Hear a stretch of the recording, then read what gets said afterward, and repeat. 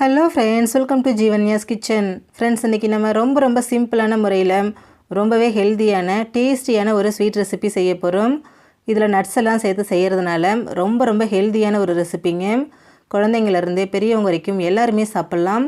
சாப்பிட்றதுக்கு ரொம்ப சாஃப்டாகவும் ரொம்ப டேஸ்டியாகவும் இருக்கும். இது எப்படி செய்கிறதுங்கிறத பார்க்குறதுக்கு முன்னாடி நம்ம சேனல் ஜீவன்யாஸ் கிச்சனை மறக்காமல் சப்ஸ்கிரைப் பண்ணி பக்கத்தில் இருக்க பெல் சிம்பிளையும் கிளிக் பண்ணிக்கோங்க. இந்த ஸ்வீட் செய்ய ஃபஸ்ட்டு ஒரு மிக்சர் ஜார் எடுத்துகிட்டு அதில் 1/4 கிலோ அளவுக்கு உலர்ந்த அத்திப்பழம் சேர்த்துக்கோங்க. இது எண்ணிக்கைன்னு பார்த்தீங்கன்னா ஒரு 20லேருந்து 22 பீஸ் இருக்கும். இது கூடவே 1/4 கிலோ அளவுக்கு பேரிச்சம்பழத்தை விதை நீக்கிட்டு இது கூட சேர்த்துக்கோங்க. சேர்த்துட்டு இது ரொம்ப நைஸாக பேஸ்ட் மாதிரி இல்லாமல் கொஞ்சம் கொரகொரப்பாக அரைச்சி எடுத்துக்கோங்க. பாருங்க, அரைச்சாச்சு. ரொம்ப பேஸ்ட் மாதிரி இல்லாமல் கொஞ்சம் கொரகொரப்பாக இருக்கு இல்லைங்களா, இந்த பக்குவத்துக்கு அரைச்சி எடுத்துருங்க. இப்போ ஸ்டவ்வில் ஒரு பேன் வச்சுட்டு அதில் 2 டேபிள் ஸ்பூன் நெய் சேர்த்துக்கோங்க. நெய் உருகினதும் நம்ம அரைச்சி வச்சுருக்கக்கூடிய அத்திப்பழம் பேரிச்சம்பழத்தை சேர்த்துக்கோங்க. சேர்த்துட்டு ஒரு 3லேருந்து 4 நிமிஷத்துக்கு இதை நல்லா நெய்யிலேயே வதக்கி விடுங்க.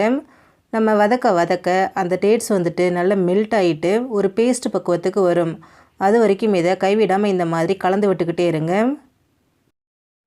பாருங்கள், நல்லா ஒன்று சேர்ந்து ரொம்ப சாஃப்டாக வந்திருக்கு. ஆரம்பத்தில் ரொம்ப ஹார்டாக இருந்துச்சு இல்லைங்களா, நல்லா ஒன்று சேர்ந்து வரும்போது இந்த அளவுக்கு சாஃப்டாக வரும். இப்போ இதை ஸ்டவ்லேருந்து எடுத்து ஒரு பக்கமாக வச்சுடுங்க. திரும்பவும் ஸ்டவ்வில் இன்னொரு பேன் வச்சுட்டு அதில் 2 டேபிள் ஸ்பூன் நெய் சேர்த்துக்கோங்க.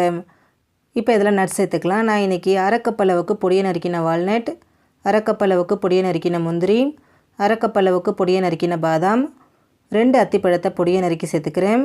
கூடவே 2 டேபிள் ஸ்பூன் பொடியை நறுக்கின பிஸ்தா, 2 டேபிள் ஸ்பூன் அளவுக்கு சூரியகாந்தி விதைகள், 1/4 கப் அளவுக்கு கருப்பு உலர் திராட்சை சேர்த்துக்கிறேன். நீங்கள் இதுக்கு பதிலாக ப்ரௌன் கலர் கூட சேர்த்துக்கலாம். சேர்த்துட்டு ஸ்டவ் மிதமான தீயிலேயே வச்சுட்டு இது நல்லா க்ரன்ச்சி ஆகிற அளவுக்கு வறுத்துக்கோங்க. நல்லா வறுபட்டு செவந்து வரட்டும். பாருங்கள், நட்ஸ் எல்லாமே ஒன்று போல் நல்லா வறுபட்டுருக்கு, நல்லா செவந்து வந்திருக்கு. இப்போ இதில் 1 டேபிள் ஸ்பூன் கசகசா சேர்த்துக்கோங்க.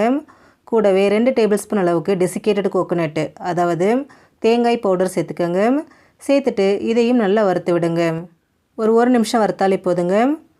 பாருங்கள், 1 நிமிஷம் போல் ஆகிருக்கு. நல்லா வறுபட்டு நல்லா ஒன்று சேர்ந்து வந்திருக்கு. இப்போ ஸ்டவ் ஆஃப் பண்ணிவிட்டு நம்ம ஏற்கனவே வதக்கி வச்சுருக்கக்கூடிய டேட்ஸ் அத்திப்பழத்தோடு இதை சேர்த்துக்கோங்க. இப்போ இது எல்லாத்தையும் நல்லா ஒன்று சேர்த்து கலந்துக்கலாம். எடுத்த உடனே கை வைக்க வேண்டாங்க, ரொம்ப சூடாக இருக்கும். ஃபஸ்ட்டு ஒரு கரண்டி வச்சு இந்த மாதிரி மிக்ஸ் பண்ணி விடுங்க. சூடு கொஞ்சம் தணிஞ்சதுக்கப்புறமா நம்ம இதை கை வச்சு கலந்துக்கலாம். கொஞ்சம் சூடு தணிஞ்சதுக்கப்புறமா இதில் வாசனைக்காக 1/2 டீஸ்பூன் ஏலக்காய் பவுடர் சேர்த்துக்கோங்க. சேர்த்துட்டு இதை கை வச்சு நல்லா அழுத்தம் கொடுத்து பிசைஞ்சு விடுங்க. ஆரம்பத்தில் பார்க்கும்போது நட்ஸ் அதிகமாக இருக்கிற மாதிரி இருக்குங்க.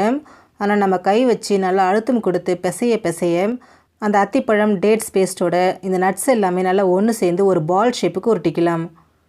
பாருங்கள், நம்ம பிசைய நல்லா ஒன்று சேர்ந்து வர ஆரம்பிக்குது. இது நல்லா பிசைஞ்சிக்கோங்க. பாருங்கள், ஒன்று சேர்த்து நல்லா பிசைஞ்சாச்சு. எந்த அளவுக்கு நல்லா பால் மாதிரி உருண்டு வந்திருக்குன்னு பாருங்கள். இந்த அளவுக்கு நல்லா சாஃப்டாக இதை உருட்டி எடுத்துக்கோங்க. நல்லா சூப்பராக வந்திருக்கு பாருங்கள். இப்போ இதை உருட்டிக்கலாம். சப்பாத்தி தேய்க்கிற கட்டை அப்படி இல்லைனாக்கா ஃப்ளாட் சர்ஃபேஸில் வச்சுட்டு இதை நல்லா சிலிண்டர் ஷேப்புக்கு உருட்டி எடுத்துக்கோங்க. நமக்கு ஸ்நாக்ஸ் எந்த அளவுக்கு திக்னஸ் தேவையோ அதுக்கேற்ற மாதிரி நம்ம உருட்டிக்கலாங்க. நான் வந்துட்டு மீடியம் திக்னஸ் இருக்கிற மாதிரி இதை நல்லா சிலிண்டர் ஷேப்புக்கு உருட்டி எடுத்துக்கிறேன். பாருங்கள், இந்த மாதிரி ஃபுல்லாக உருட்டி எடுத்துருங்க. இப்போ இதில் கசகசா தூவிக்கங்க. கசகசா ஃப்ரெஷ்ஷாக அப்படியே சேர்க்காமல் வறுத்துட்டு அதுக்கப்புறமா இந்த மாதிரி சேர்த்துக்கோங்க. சேர்த்துட்டு இதை நல்லா உருட்டிக்கங்க. அந்த ரோலில் எல்லா இடத்துலையும் அந்த கசகசா நல்லா ஒட்டி பிடிச்சி வரணுங்க. அந்த அளவுக்கு சேர்த்துட்டு இதை நல்லா இந்த மாதிரி ரோல் பண்ணிக்கோங்க.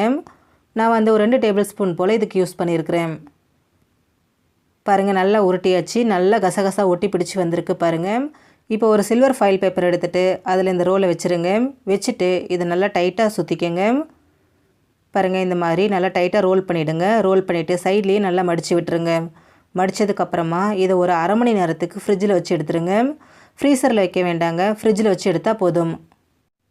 பாருங்கள், ஒரு 1/2 மணி நேரம் ஆயிருக்கு. நான் ஃப்ரிட்ஜில் வச்சு எடுத்துருக்கிறேன். இப்போ இந்த பேப்பரை ரிமூவ் பண்ணிடலாம். ஃப்ரிட்ஜிலேருந்து எடுத்த உடனே பார்த்திங்கன்னா நல்லா கெட்டியாக இருக்குங்க.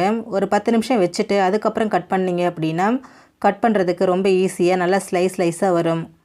பாருங்கள், எவ்வளோ பர்ஃபெக்டாக வந்திருக்குன்னு.